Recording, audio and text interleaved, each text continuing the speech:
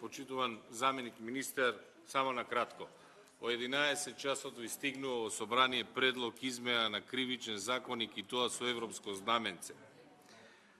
Кого лажете дека ова е за усогласување со одредена регулатива, кога и сами знаете дека не е така? Хајде да почнеме од почеток. Ако следе внимателно вашето излагање на пленарна седница и започнавте со екоцид, започнавте со измените кои што се однесуваат на кривични дела против животната средина. Како во Министерството за правда дојдовте до заклучок дека кривичниот законник е причина за такво нарушување на животната средина? Дали ги видовте бројките? Ако не ги видовте, јас ќе ви ги кажам. Од 2017 до 2022 за кривични дела против животната средина имате, знаете ли колку пресуди за загрозување на животната средина и природа со отпад имате? Дали знаете колку пресуди имате? Една. Погледнете го извештајот на јавниот обвинител во структура на криминалитет на кривични дела, погледнете како изгледаше структурата на работата на јавното обвинителство минатата година за гонење на кривична дела против животната средина. Со нула ни дојде овде во собрание. Во период од 5 години, знаете колку пресуди за пустошење на шума имате во државата? Дали знаете? Три пресуди за пустошење шума. И вие наместо да интервенирате кај обвинителството, кај судството, кај органите за прогон, затоа што имате секаква моќ, вие се решивте да интервенирате во кривичниот законник со европско знаменце, да ни го доставите во 11 часот без никаква јавна дебата. Знаете ли колку кривични пресуди во изминатите 5 години имате за незаконска експлоатација на минерални суровини во држава во која ни ги празнат реките и ни ги пустошат? Дали од Министерството за правда се обидовте да го обезбедите и тој податок? Заменик министерке. Знаете колку? Дофрлете, слободно.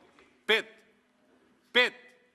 И сега ќе се лажеме дека овие измени се за заштита на животната средина. Кого лажете? Никого. Знаете зошто? Еден поглед на преодни и завршни одредби, член 38, одредбите 2, 3, 4, 5, 6, 7, 8 и така натаму, се до 31 стапуваат на сила за 6 месеци, другите веднаш. Па кој е тој член 32, што сте застанале така во набројувањето? Па тој е членот 353. Злоупотреба на службена положба.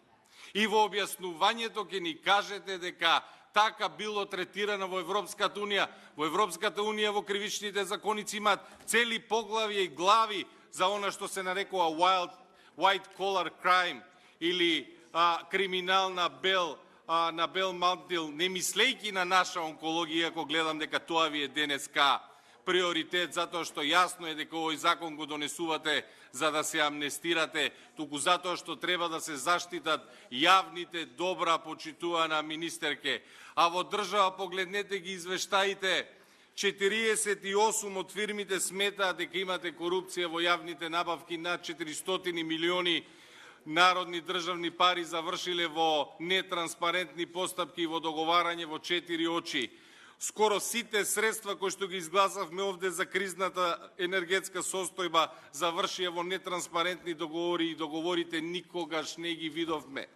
Погледнете ги бројките, ќе видите дека целата комплетна помош која државата ја доставува на ЕЛЕМ завршува во неколку фирми и тие фирми проверете со кој коалиционен партнер се поврзани. Не дозволувајте и вас од Министерството за правда да ви искористуваат и да доаѓате овде со предлози за навидум европски закони во кои што нема ништо европско. Ако навистина и мислите добро на оваа држава, ако навистина мислите дека јавните добра треба да бидат заштитени, затоа што на овој начин како вие што предлагате, верувајте ми, јавните добра се изедначени со лесна кражба.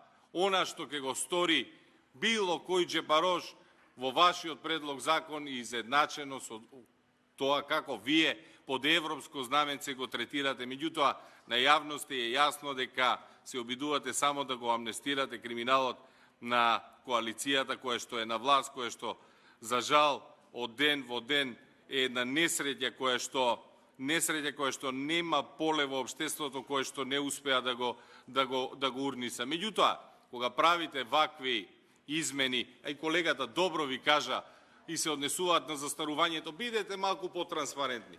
Па пред 1 месец и пол постојат стенограми овде во собрание. На истата комисија, еве ги колешките, на истата комисија за европски прашања, имавте предлог од Министерството за правда малтретирање во вршење на служба да биде кривично дело кое никош не застарува. Ние реагиравме со амандман и рековме дека застареноста си има своја правна логика и дека постои тој правен институт за одредена правна сигурност и дека не е во ред малтретирањето во вршење на служба да биде кривично дело кое не застарува. Кое беше објаснувањето на власта? Дека сме губеле случаи на Страсбург, дека немало време да постапуваат судовите и затоа кое беше вашето решение? Да го ставите малтретирање во вршење на служба во кривични дела кои што не застаруваат. И сега истото тоа Министерство за правда, истата таа влада, доаѓа 1 месец подоцна и рековите на застареност ги крати 3 пати. Која е логиката? Ајде, објаснете ми која е логиката. Пред месец и пол сакавте да нема рок на застареност на кривично дело, сега од друга страна, затоа што застареноста, сите правниците добро знаете, ако некој кој што не слуша не е правник, зависи од висината на казната, вие практично 3 пати ја намалувате застареноста. Каква е таа политика? По чии насоки ја правите? Меѓутоа, бројките кои што ви ги прочитам за кривични дела против животната средина, мене ми укажуваат дека реформите и предлог законите кои што стигнуваат од Министерство за правда не се од Министерство за правда, туку се нарачани.